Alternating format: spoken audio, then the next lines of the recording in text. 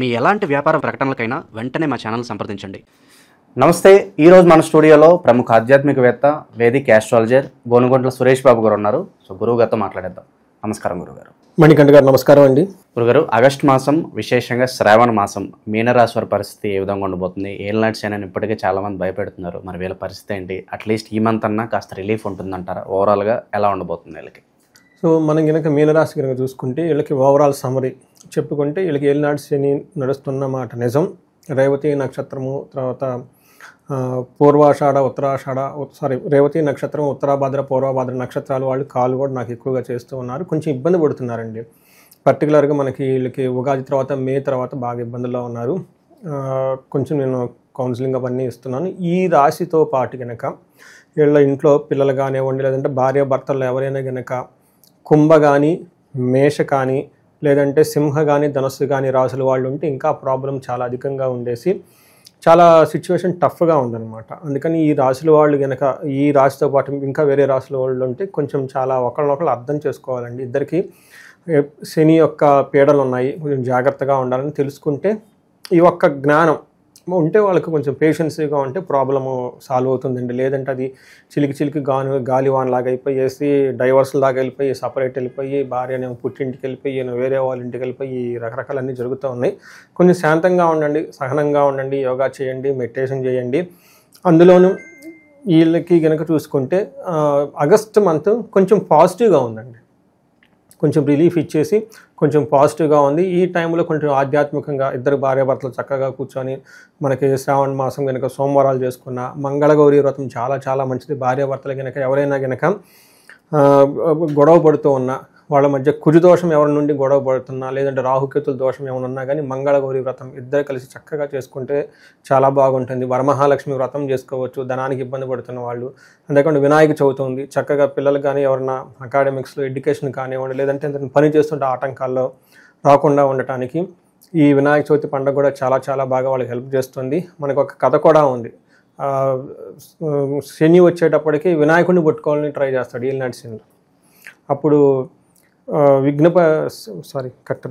Okay, మనకి శని వచ్చేటప్పుడు సాక్షాత్ విఘ్నేశ్వరుడిని పట్టుకోవాలని ట్రై చేస్తాడు అనమాట. విఘ్నేశ్వరుడు వచ్చేటప్పుడు ఒక నిమిషం ఉండు, నేను మా నాన్నగారికి దండం పెట్టుకొని వస్తానని చెప్పేసి ఆయన పాప నిదానంగా నడుస్తూ ఉంటాడు కదా. ఇలా నిదానంగా నడుచుకుంటూ ప్రదక్షిణాలు తిరిగేటప్పుడు 7.5 సంవత్సరం అయిపోతుంది. శని ఏమి చేయలేక వెళ్ళిపోతారు అనమాట. అప్పటి నుంచి వినాయకునికి గనక ఎవరైనా గనక నమస్కారాలు చేసి, తర్వాత గరికతో పూజ చేసి, ఎర్రటి మందరాలతో పూజ చేసి వినాయకుడిని కనుక తలుచుకుంటూ ఉంటే శని వాళ్ళ దగ్గరకు వస్తాడు గ్యారంటీ.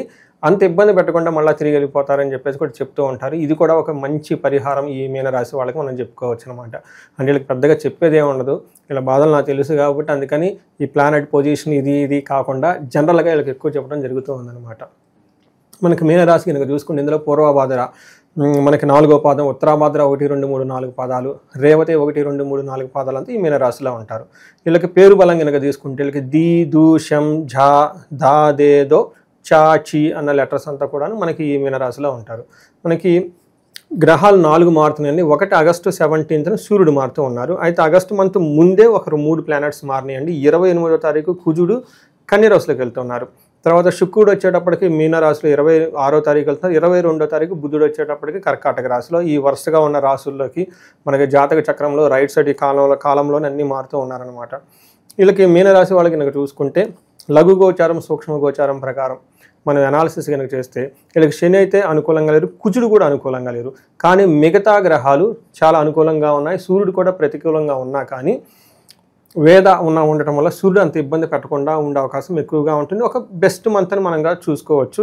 కానీ ఏలినాటి శని ప్రభావం వీళ్ళకి మీద ఉండనే ఉంటుంది, ఎందుకంటే శనిలని నెత్తి మీద కూర్చొని ఉన్నారు కాబట్టి. మనకి 6వ ఇంట్లో కనుక సూర్యుడు ఉంటే ఏం చెప్తారంటే సౌఖ్యాధీన్, యత్నకార్య సార్ధనం, దేహ రోగాది సంతోషం, వస్త్రధాన్య లాభకృత్ అని మనకి సంస్కృతంలో చెప్తూ ఉంటారు. దీన్ని బట్టి కనుక చూసుకుంటే వీళ్ళకి ఏదైనా పని కనుక చేస్తే అందులో చక్కగా రిజల్ట్ రావటం, తర్వాత ఆరోగ్యంగా ఉండటం, సంతోషంగా ఉండటము, వస్త్రాలు కొత్త బట్టలు తీసుకోవటం, పార్టీల్లో ఫంక్షన్లో ఎంజాయ్ చేయటం, ఇవన్నీ ఎక్కువగా చేసే అవకాశం ఎక్కువగా ఉంటుంది. టోటల్గా వీళ్ళ కాన్ఫిడెన్స్ లెవెల్స్ చాలా ఎక్కువగా పెరుగుతుంది. వీళ్ళకి అధికారం, ఒక గౌరవం బాగా రెట్టింపజేసి సమాజంలో ఒక మంచి పలుకుబడి వచ్చే అవకాశం ఎక్కువగా ఉంటుంది. దీనితో పాటు కుజుడు వీళ్ళకి 7వ ఇంట్లో ఉండటం వల్ల ఇది కొంచెం మిక్స్డ్ రిజల్ట్ ఇస్తారని మనం చెప్పుకోవచ్చు. కుజుడు 7వ ఇంట్లో ఉండటంతో అన్న వస్త్రాది రాహిత్యం సదా క్లేశం స్వబంధుభి అని చెప్తూ ఉంటారు. కువార్త పుత్ర భాతృణం క్రోధ సప్తమిగే కుజ అని మనకు చెప్తూ ఉంటారు. 7వ ఇంట్లో కనుక కుజుడు ఉండటం వల్ల చెడు వార్తలు వినే అవకాశం ఎక్కువగా ఉంటుంది. పుత్రులతోటి సోదరులతోటి గొడవలు పడే అవకాశం ఎక్కువ ఉంటుంది. బంధువులతోటి గొడవలు వచ్చే అవకాశం ఎక్కువగా ఉంటుంది. ఒక్కోసారి టయానికి భోజనం కూడా చేయలేనంత బాగా బిజీగా ఉండే అవకాశం ఎక్కువగా ఉంటుంది. వీళ్ళకి 10వ ఇంట్లో దృష్టి ఉండటం వల్ల కెరీర్లో బాగా ప్రోగ్రెసివ్గా ఉంటుంది. కానీ 2వ ఇంట్లో ఉండటంతో దొంగలు పడే అవకాశం ఎక్కువగా ఉంటుంది. సంపదలు కోల్పోయే అవకాశం ఎక్కువగా ఉంటుంది. విలువైన వస్తువులను పోగొట్టుకునే అవకాశం ఎక్కువగా ఉంటుంది. కొంచెం జాగ్రత్తగా ఉండాలి. ఆన్లైన్ ట్రాన్సాక్షన్లు చేయటం కానివ్వండి, ఇంట్లో మనకి బంగారు వస్తువులు కానివ్వండి, నగలు కానీ ఇలాంటి వాటిలో మిస్ప్లేస్ చేసుకొని పోగొట్టుకునే అవకాశం ఎక్కువగా ఉంటుంది. కొంచెం జాగ్రత్తగా ఉండటం ఎంతైనా అవసరం. అయితే శుక్రుడు వీళ్ళకి మంచి యోగ్యతను తీసుకొస్తున్నాడని మనం చెప్పుకోవాలి. శుక్రుడు వచ్చేటప్పటికి వీళ్ళకి 4th హౌస్లో ఉండటంతో స్వబుద్ధి బంధు సన్మానం స్త్రీ సంభాషణ సంభ్రమ పుత్రమిత్ర కళాత్రాది విద్యా గోష్ఠుసు అని మనకు చెప్తూ ఉంటారు. అంటే వీళ్ళు ఎన్ని బాధలు ఉన్నా కానీ వాళ్ళకి భార్యతోటి పిల్లలతోటి బంధువులతోటి ఒక డిగ్నిటీగా బాగా మాట్లాడుతూ ఉంటారు. తర్వాత వాళ్ళ ఓన్ టాలెంట్తో, వాళ్ళ ఓన్ స్వయం కృషితోటి, వాళ్ళ ఓన్ ఇంటెలిజెన్స్తో చక్కగా అన్ని పనులు చేసుకుంటూ ఉంటారు. బేసికల్గా స్త్రీ సంభాషణ సంభ్రమ అని చెప్తూ ఉంటారు. స్త్రీలతో సరదాగా చక్కగా మాట్లాడుతూ వీళ్ళకి కావాల్సిన పనులన్నీ చక్కగా చేయించుకునే అవకాశం కూడా ఉంటుంది. అదే లేడీస్ అయితే పురుషులతో అంతకుముందు ఏమైనా ఇంట్లో కానీ బయట వాళ్ళతో కానీ విభేదాలు ఉన్నా కానీ అవన్నీ తొలగిపోయి చక్కగా ముందుకు వాళ్ళతో కావాల్సిన పనులన్నీ చేయించుకునే అవకాశం ఎక్కువగా ఉంటుంది. సో వీళ్ళకి 4th హౌస్లో దృష్టి ఉండటంతో అగైన్ ఫైనాన్స్ రిలేటెడ్ మ్యాటర్స్ కానివ్వండి, అఫీషియల్ మ్యాటర్స్లో కానివ్వండి, ఉద్యోగంకి సంబంధించిన వ్యవహారాల్లో చక్కగా ఉండి మంచి గ్రోత్ ఉండే అవకాశం ఎక్కువగా ఉంటుంది వీళ్ళకి. ఇక ఈ రాశిలో విశేషంగా ఏ నక్షత్రాల వాళ్ళు ఉంటారు, వాళ్ళకి ఎలా ఉండబోతుంది? మనకి ఇందులో కనుక చూసుకుంటే వీళ్ళకి కామన్గా ఈ రాశి వాళ్ళకి పూర్వభద్ర ఉత్తరాభద్ర రేవతి వాళ్ళకి భయము బంధనము అని ఒక 2 నెగిటివ్గా ప్రతికూలంగా ఉండే పరిస్థితులు ఉంటాయండి. వీళ్ళకి ఏదో ఒక విషయంలో భయపడే అవకాశం ఎక్కువగా ఉంటుంది. ఇది కూడా పర్టికులర్గా జెంట్స్ అయితే లేడీస్ ద్వారా, లేడీస్ అయితే జెంట్స్ ద్వారా కొంచెం ఏదో ఒక భయం కలిగే సిచ్యువేషన్స్ ఒకటి ఉంటుంది. రెండోది వచ్చే వీళ్ళందరికీ కొంచెం బంధించబడినట్లుండే సిచ్యువేషన్లు ఉంటుంది. అంటే ఏదో ఒక క్రైసిస్ లాగా వచ్చేస్తే అది డెసిషన్ సరిగా తీసుకోలేక ఇబ్బంది పడుతూ ఉంటారు. ఈ టైంలో జ్యోతిష్కుల్ని కలిస్తే కనుక వాళ్ళ యొక్క సందిగ్ధతనికి మనం ఒక ఏమంటారు జ్యోతి చూపించిన వాళ్ళం అవుతాము. ఎవరికైనా ప్రాబ్లమ్స్ ఉంటే కనెక్ట్ అయితే మనకు వాళ్ళకి హెల్ప్ చేయొచ్చు. తర్వాత వీళ్ళకి 2 ఈక్వల్గా ఏముందంటే ఇలా ధనం వస్తుంది, ఇలా ధనం పోతుంది. ఇది కూడా ఉంది. అందుకని ధనం అయితే ఖచ్చితంగా సూర్యుడి ద్వారా వస్తుంది. అలానే ధనం హీనత అంటే ఎంత ధనం వచ్చినా కానీ ధనం లేని ఒక పరిస్థితి కూడా వీళ్ళకు ఉండే అవకాశం ఎక్కువగా ఉంటుంది. సో దీన్ని బట్టి వీళ్ళు చక్కగా ప్లాన్ చేసుకుంటే బాగుంటుంది. వేరే లత్తాలు కానీ వేరే ఏ విధమైన ఇబ్బందులు అయితే లేవు. ఒక రకంగా నువ్వు చూసుకుంటే ఒక 60-70% వీళ్ళకి బాగుంది. ఒక బెటర్ మంత్ అని మనం చెప్పుకోవచ్చండి. ఇక విశేషంగా ఎలాంటి పరిహారాలు దైవారాధన బాగుంటుందంటారు మీన రాశి వాళ్ళ కోసం? మనం ఆల్రెడీ బిగినింగ్లోనే చెప్పేసుకున్నామండి. వీళ్ళకి వచ్చే శ్రావణ మాసం చక్కగా దాన్ని సద్వినియోగం చేసుకుంటే చాలా మంచిది. అందులోనూ వీళ్ళకి శ్రీకృష్ణ జన్మాష్టమి కూడా ఉంది. అందులోని వీళ్ళకి అశేష దుఃఖ శాంత్యర్థం లక్ష్మీనారాయణం భజే అని చెప్పేసి మనకి నారాయణ అష్టకంలో చెప్తూ ఉంటారు. వీళ్ళకి కనుక అశేషంగా అది ఖచ్చితంగా ఈ టైంలో వీళ్ళకి చాలా బాధలు ఉన్నాయి అంటే వీళ్ళు సరైన కరెక్ట్గా వెళ్తున్నట్లండి జీవితంలో. కొంతమంది ఏమీ లేకుండా మాకు బాగుందంటే వాళ్ళకి ఏదో ప్రాబ్లం ఉందని అనుకోవాలి. ఎందుకంటే శని బాధలు అనుభవిస్తున్నారంటే వాళ్ళు మంచి వాళ్ళయ్యి జీవితంలో చక్కగా ముందుకెళ్ళే వ్యక్తులను మనం గమనించుకోవాలి. వేరే వాళ్ళకి ఎవరిని హాని చేయకుండా తన బాణాన్ని వెళ్ళిపోయే వాళ్ళకి ఇబ్బందులు ఎక్కువ ఉంటాయి శని వల్ల. ఎందుకంటే వాళ్ళ కర్మలని తీసేస్తూ ఉంటారనమాట. అలా ఇబ్బందులు పడుతున్న వాళ్ళని మనకి శ్రీకృష్ణ జన్మాష్టమి కూడా చక్కగా సెలబ్రేట్ చేసుకోవచ్చు. తర్వాత వీళ్ళకి ధన ప్రాప్తి ధనహీనత 2 ఉంటుందండి.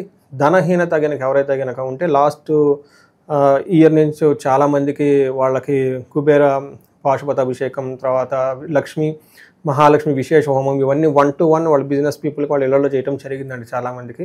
అయితే కొంతమందికి ఆ టైంలో ఎవరైతే భరాయించలేరు ఈ ఖర్చు ఇదంతా వాళ్ళు కొంతమంది మేము తర్వాత చూపించుకుంటాం, లేదంటే సామూహికంగా ఏదైనా ఉంటే అవకాశం ఆల్టర్నేటివ్ ఉంటే చెప్పండి అన్నారు. అప్పుడు మనం అనౌన్స్మెంట్ ఏమీ చేయలేదు. అయితే ఈసారి శ్రావణ మాసం వస్తుంది కాబట్టి ధనానికి ఎవరైతే కనుక ఇబ్బంది పడుతూ ఉంటారో ఈ రాశి వాళ్ళు 2 రోజుల కార్యక్రమం, ఒకటి 21st, 22.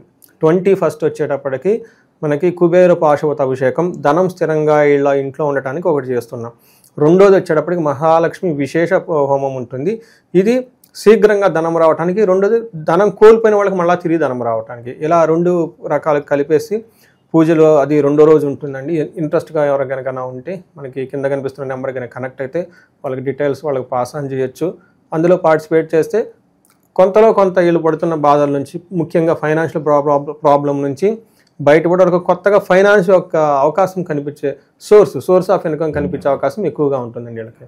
ఓవరాల్గా మీనరాశి వాళ్ళ పరిస్థితి ఆగస్టు మాసం ఏ విధంగా ఉండిపోతుందో మీ మాటలో చాలా బాగా వివరించారు. ధన్యవాదాలు. ధన్యవాదాలండి.